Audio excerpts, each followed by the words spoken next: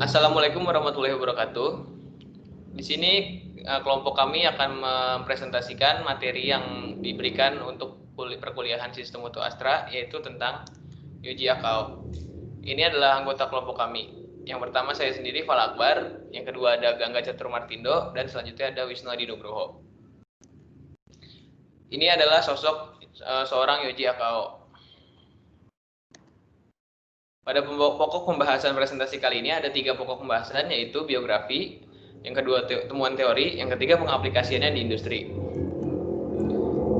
Pada bagian pertama itu biografi. Biografi Yuji Akao. Beliau lahir pada tahun 1928 dan wafat pada 24 Oktober 2016. Beliau juga mendapat beberapa penghargaan, diantaranya adalah 1 Deming Prize pada tahun 1978, dan yang kedua QC Literature Prize pada tahun 1950 dan 1978. Beliau juga menulis beberapa buku, yang diantaranya adalah Quality Function Deployment Integrating Customer Requirements into Product Design pada tahun 1991, dan kemudian ada Hoshi Country, Policy Development for Successful TKM, Corporate Leadership pada tahun 1990. Yuji Akao adalah seorang spesialis perencanaan dari negara Jepang yang diakui sebagai pengembang Hoshin Country atau metodologi perencanaan strategis, bersama dengan almarhum Shigeru Mizuno. Ia mengembangkan penerapan fungsi kualitas atau teknik pengambilan keputusan kelompok. Akao dan Mizuno juga ikut mendirikan institusi yang bernama Quality Function Deployment Institute, atau dapat disebut sebagai organisasi nirlaba yang didedikasikan untuk penyebaran dan kemajuan QFD. Bagian selanjutnya itu temuan teori. Quality Function Deployment atau QFD adalah suatu metodologi untuk menerjemahkan kebutuhan dan keinginan konsumen ke dalam suatu rancangan produk yang memiliki persyaratan teknik dan karakteristik kualitas tertentu.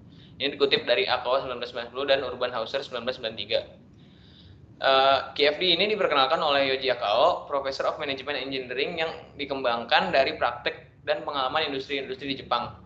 Pertama kali dikembangkan pada tahun 1972 oleh perusahaan Mitsubishi di Kobe Shipyard dan diadopsi oleh Toyota pada tahun 1978. Tujuan Quality Function Development yaitu memenuhi sebanyak mungkin harapan konsumen dan berusaha melampaui harapan tersebut dengan merancang produk baru agar dapat berkompetisi dengan produk dari kompetitor untuk kepuasan konsumen. Selanjutnya akan dijelaskan oleh Wisnu Adi Nugroho. Ya, di sini ada manfaat Quality Function Deployment menurut Zairi dan Yosef tahun 95. Yang pertama ada fokus pada pelanggan, yaitu QFD memerlukan pengumpulan masukan dan umpan balik dari pelanggan. Terus yang kedua ada orientasi kerjasama tim, yang merupakan pendekatan kerjasama tim. Semua keputusan dalam proses didasarkan konsensus dan dicapai melalui diskusi mendalam dan brainstorming. Yang ketiga ada efisiensi waktu. QFD dapat mengurangi waktu pengembangan produk karena memfokuskan pada persyaratan pelanggan yang spesifik dan telah diidentifikasikan dengan jelas.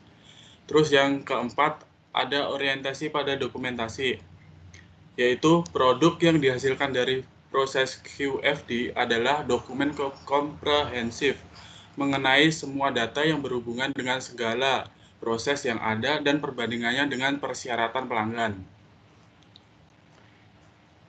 Terus selanjutnya ada tahapan Quality Function Deployment. Menurut Cohen tahun 95, metode QFD memiliki beberapa tahap perencanaan dan pengembangan yang disebut 4 tahapan model QFD. Tahap perencanaan dan pengembangan dapat disebut juga matriks. Adapun matriks, perencanaan, dan pengembangan QFD ada 4 tahapan. Yang pertama itu ada perencanaan produk terdiri dari customer requirement dan technical response atau requirement, yang berarti matrik perencanaan produk menjelaskan tentang keinginan konsumen, kebutuhan teknis, korelasi, hubungan yang berkaitan, evaluasi kompetitor, penugasan teknik kompetitif, dan target-targetnya.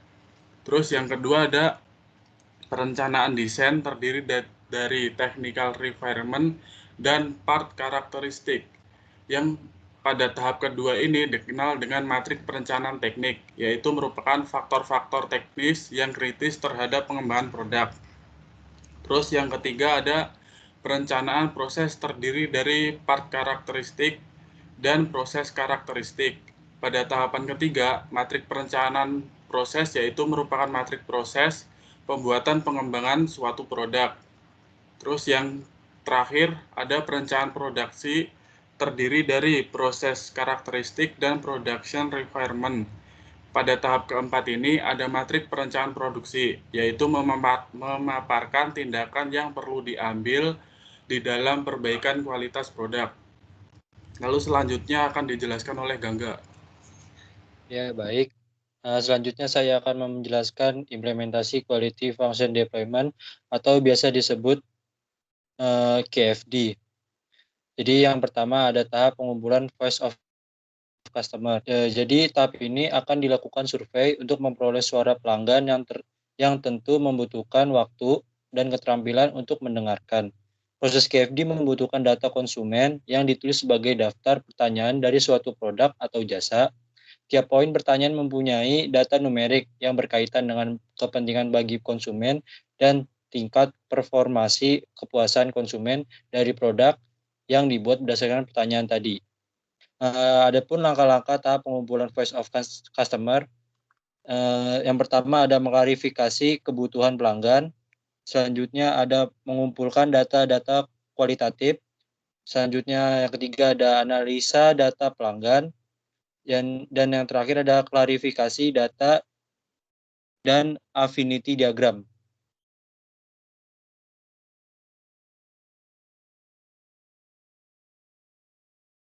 Next.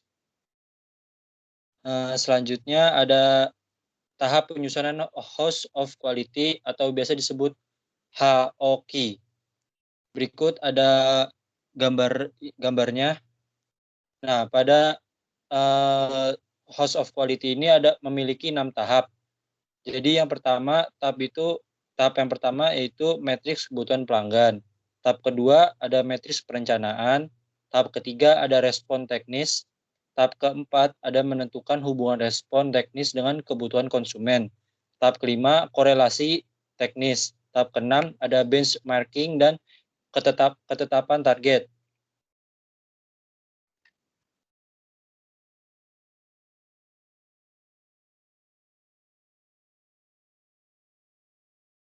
Next.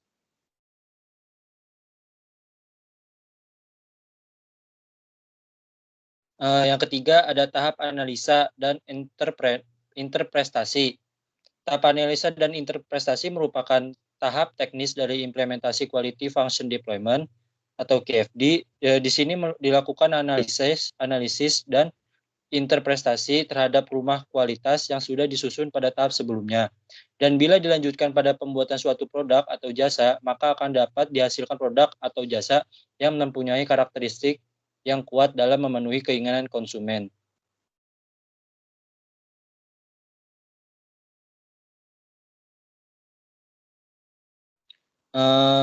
Adapun keunggulan QFD, yang pertama ada menyediakan format standar untuk menerjemahkan kebutuhan konsumen menjadi persyaratan teknis sehingga dapat memenuhi kebutuhan konsumen. Selanjutnya ada menolong tim perancang untuk memfokuskan proses perancangan yang dilakukan pada fakta yang ada. Dan yang terakhir ada memungkinkan proses modifikasi selama tahap perancangan sehingga dapat terus dikaji ulang.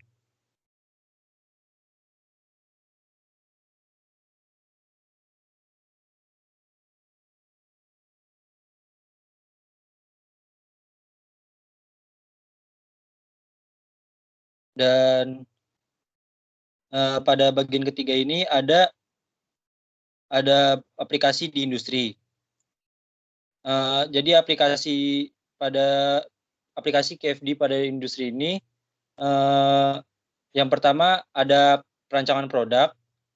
Dengan mengaplikasikan QFD tersebut pada perancangan suatu produk, maka hasil dari rancangan produk tersebut diharapkan dapat memenuhi kebutuhan dan keinginan konsumen demi memuaskan konsumen itu sendiri. Selanjutnya ada klaim customer di industri. Dengan menerapkan QFD, suara dan keluhan dari customer akan lebih mudah disampaikan kepada suatu perusahaan, yang artinya komunikasi dengan customer akan lebih baik. Selanjutnya ada pembuatan produk. Pembuatan produk sama halnya dengan perancangan produk yang di awal. Dengan menerapkan KFD pada pembuatan produk baru, diharapkan produk tersebut akan memenuhi kebutuhan dari customer. Selanjutnya ada pengembangan perusahaan. Dengan menerapkan metode KFD pada pengembangan perusahaan, diharapkan perusahaan tersebut berkembang untuk memenuhi kebutuhan dan keinginan customer, sehingga perusahaan tersebut memiliki keunggulan dari kompetitor yang tidak menerapkan metode KFD. Berikut ada daftar pustaka yang kami jadikan patokan untuk membuat PPT tersebut.